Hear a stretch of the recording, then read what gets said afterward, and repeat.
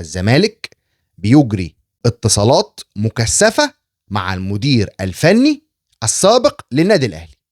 السلام عليكم ورحمة الله وبركاته، حلقة جديدة وبرنامج حكاوي الملاعب.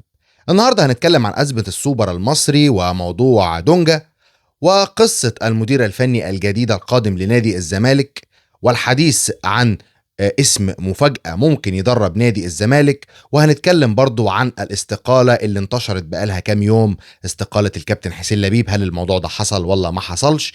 كل ده هنعرفه بعد شوية لما ندخل في الحلقة. لكن قبل ما ندخل في حلقة النهاردة، لو عملتش لايك اعمل لايك، وعاوزك تشترك علشان تشوف كل جديد في كرة القدم سواء المحلية أو العالمية. ويلا بينا ندخل في الفيديو علشان هتشوف كل حاجة حصلت، وهعرفك القصة كلها بتاعت أزمة السوبر المصري. مبدئيا كده، الزمالك هيشارك في بطولة السوبر المصري القادم في الإمارات مع الأهلي وسيراميكا كيلوباترا وبيراميدز المصري. طبعا كل الأربع أندية دول هيتنافسوا على لقب السوبر طبعا المصري. هقول لك كده أزمة السوبر سريعا بدون كلام كتير، بدون أي حشو في الكلام بشكل يخليك تمل. أنا هقول لك القصة كلها. بص يا سيدي، اتحاد الكورة في يوم ما وصل عبد الواحد السيد هو ودونجا وشلبي من الإمارات بعد الأحداث المؤسفة اللي حصلت في ماتش السوبر اللي كان السنة اللي فاتت، كان في شهر 10 مع بيراميدز، وصل القاهرة كان دونجا ومصطفى شلبي والكابتن عبد الواحد السيد. في اليوم اللي وصلوا فيه ده، في نفس اليوم اتحاد الكورة بعت خطاب لمدير شؤون اللاعبين في الزمالك اسمه الأستاذ أحمد إبراهيم على الميل المعتمد لنادي الزمالك. هتقول لي يعني ايه الميل المعتمد؟ حضرتك انت لما بتروح لأي جهة رسمية أو أي جهة مختصة بكرة القدم، بتديهم بعض الإيميلات وبتقول لهم الميل ده هو ده الميل المعتمد، هو ده الميل الرسمي والرئيسي اللي أنا بعتمد عليه في كل الرسائل اللي بتجيلي وكل الخطابات اللي بتجيلي، سواء بقى شكاوي مكافآت أيا كان. فالزمالك كان ادى الميل ده لاتحاد الكورة وقال له يا اتحاد، لو عاوز تبعت لي أي حاجة، عايز تقول لي أي حاجة، ابعت لي على الميل ده. الميل ده بتاع مين؟ رئيس ومدير شؤون اللاعبين الأستاذ أحمد إبراهيم. الكلام ده وصل له إيميل بالفعل وإيميل رسمي. طيب، اتحاد الكورة بعد ما بعت الخطاب ده كان في نفس اليوم زي ما قلت لحضراتكم، في اليوم اللي وصل فيه عبد الواحد السيد و دونجا ومصطفى شلبي. يعني الخطاب بيقول ان ايقاف لعبد الواحد ومصطفى شلبي ودونجا من 4 مباريات وعدم المشاركة في بطولة كاس السوبر. طيب، الزمالك كده ركز معايا، الزمالك كده وصل له خطاب بالفعل يفيد بإيقاف الثلاثي. مالناش دعوة بالاتنين التانيين، خلينا في دونجا لان هو دونجا المتواجد حاليا داخل نادي الزمالك. سمعت الأستاذ عمرو أبو العز المدير الإداري السابق في نادي الزمالك كان في مداخلة هاتفية على أحد البرامج. قال لك إيه؟ قال لك أنا شفت الميل بعيني اللي وصل لأحمد إبراهيم اللي بيفيد بإيقاف الثلاثي. وقال لك حاجة، قال لك بصراحة يعني أنا عندي مباراة مهمة أو عندي بطولة مهمة جدا جدا جدا أنا هشارك فيها. أنا المفروض أخبط على باب الاتحاد، يا اتحاد هل أنا عندي عقوبات؟ هل أنا علي أي غرامات؟ هل علي أي مخالفات تمنعني أو تمنع بعض من اللعيبة اللي عندي يعني إن هي تشارك في البطولة؟ ده المفروض اللي كان عمله نادي الزمالك، إن هو المفروض يروح للجهة المختصة بتنظيم البطولة. طبعا احنا بنتكلم عن اتحاد الكورة المصري، هو اللي منظم البطولة دي. هل بقى السؤال، الزمالك سأل اتحاد الكورة ولا ما سألش؟ الإجابة أعتقد لا، لأن لو كان سأل، لو كان خبط على الباب، على الأقل خالص هيعرف إذا كان عليه أي خطابات عقوبات أو غرامات أو مخالفات ولا لا. طيب اتحاد الكرة بيطالع بيتكلم بيقول لك انا قلت للزمالك ان عليك مخالفات، انا قلت للزمالك ان عليك عقوبة الثلاثي عبد الواحد وشلبي ودونجا. طيب الزمالك قال له انت بتقول انا بعت لك خطاب، فين الخطاب؟ اتحاد الكرة بقى قعد يدور على الخطاب ما لقيهوش، ودي اللي عملت الازمة. فاهمني؟ دي اللي عملت الازمه. اتحاد الكوره ضيع الخطاب اللي بعته لنادي الزمالك، علشان كده اتحاد الكوره رد على الزمالك قال له انا بعته وخلاص في وقت الحادثه او في وقت المشكله او في وقت ال الاحداث اللي حصلت كانت في الامارات. ما تسالنيش دلوقتي تقول لي فين الخطاب. طب واحد يسالني يقول لي ازاي اتحاد كوره ما يكونش عنده زي ارشيف، ما يكونش عنده مسوده يشيل فيها الخطابات السابقه؟ اقول لك ايه اللي حصل. الاتحاد الجديد ده لما اتعين على طول او اول ما دخل يمارس عمله، غيروا الايميل اللي بيبعت بيه الاتحاد الكوره للانديه. يعني انا مثلا عامل ايميل، فلما مدير جديد جه فانا رحت عامل ايميل تاني خالص ابعت بيه للانديه. من الاستاذ مصطفى عزام ده المدير التنفيذي لاتحاد الكوره، غير الايميل باسم جديد وايميل جديد. طب هتسالني تقول لي طب والايميل القديم اتمسح؟ هقول لك لا.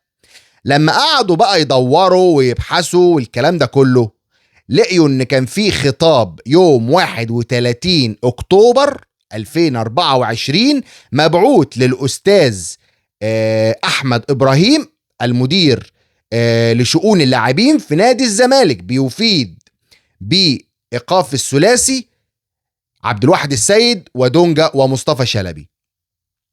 لكن بعد ما كانت الدنيا قامت وما قعدتش، بعد الدنيا ما هاجت، بعد ما الدنيا طارت، بعد ما الدنيا ولعت، لأن الكلام ده لو كان طلع قبل ما الزمالك يعمل بيانه أو يعمل تصريحاته كانت الدنيا تبقى هادية. لكن الجمهور قاعد يسأل طب أنا اللعيب بتاع الفلاني ده مش هيلعب ليه؟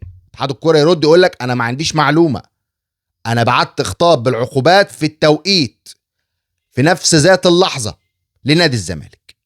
يعني باختصار يا ابو الكباتن، اتحاد الكوره بعت ميل على الايميل المعتمد للزمالك، والايميل اللي الاتحاد الكوره ده بعت منه للزمالك اتغير. فالزمالك لما طلب من اتحاد الكوره بيساله بعدين، يعني بيقول له هل انا عليا عقوبات؟ قال له انا ما اعرفش. وبعديها بشويه فقعد يدور اتحاد الكوره، لقي الايميل القديم، شاف الايميل القديم مبعوث من اتحاد الكوره لاحمد ابراهيم اللي هو المدير بتاع شؤون اللاعبين في نادي الزمالك. ولما بص ولقي ان في خطاب رسمي بيوم 31 اكتوبر مبعوث السنه اللي فاتت 2024 لنادي الزمالك بيفيد بإيقاف عبد الواحد ودونجا ومصطفى شلبي. ده السبب باختصار. عبث، احنا دكتوراه في العبث، احنا نعمل ماجستير في الشغل السيء، ما عندناش تنظيم بجنيه. ده اللي خلى الشكل اللي انت شايفه ده. لعيب بيلعب في نادي كبير جدا اسمه نادي الزمالك ما يعرفش هيلعب ولا مش هيلعب، هيشارك ولا مش هيشارك، عليه عقوبة ولا ما عليهوش عقوبة. دي القصة باختصار في موضوع مصطفى شلبي. طيب شفت امبارح واول امبارح حديث عن ان الزمالك بيجري اتصالات مكثفة مع المدير الفني السابق لنادي الاهلي. الزمالك بيجري اتصالات مكثفة مع المدير الفني السابق للنادي الاهلي. هو مين يا ابو الكباتن؟ بيتسو موسيماني. طب هتقول لي طب ازاي والزمالك لسه عنده يانيك فيريرا، وازاي اصلا الزمالك هيقدر يمشي يانيك فيريرا وسط الازمه الطاحنه الماليه؟ هقول لك الزمالك اعطى الفرصه الاخيره ليانيك فيريرا وهي بطوله كاس السوبر. عندك مباراه مع بيراميدز، لو كسبتها هتصعد للنهائي، هتلاعب الاهلي ولا سيراميكا ايا كان مين. لازم البطولة تكون في 100 عقبة. لو البطولة دي خسرها نادي الزمالك بيتسو موسيماني هيكون المدير الفني الجديد والمدير الفني القادم لنادي الزمالك، وإقالة يانيك فيريرا، وهيحاولوا معاه بالتراضي، يحاولوا يشوفوا ياخد بدل من ال3 شهور ياخد له مثلا شهر، ياخد له شهر ونص، يحاول كده ايه ترضية يعني وبالود يعني، علشان بس يتوكل على الله وما يقرفناش. دي قصة المدير الفني لنادي الزمالك. طيب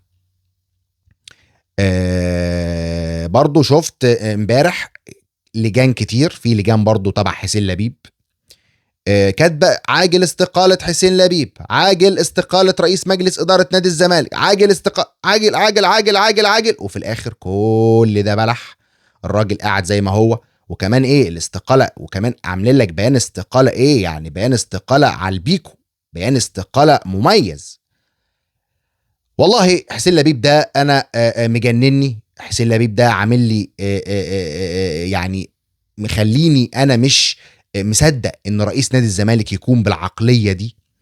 لكن ده اللي حصل. ويقول لك كمان ان حسين لبيب بعد جلسة مع وزير الشباب والرياضة الدكتور أشرف صبحي حاول إقناعه ولكن ما قدرش، ومصر على الاستقالة هو والمجلس بالكامل. كل ده كلام فارغ، كل ده كلام عاري من الصحة. حسين لبيب مكمل، حسين لبيب قاعد في مكانه، حسين لبيب مش هيسيب الكرسي والله لو بالدم.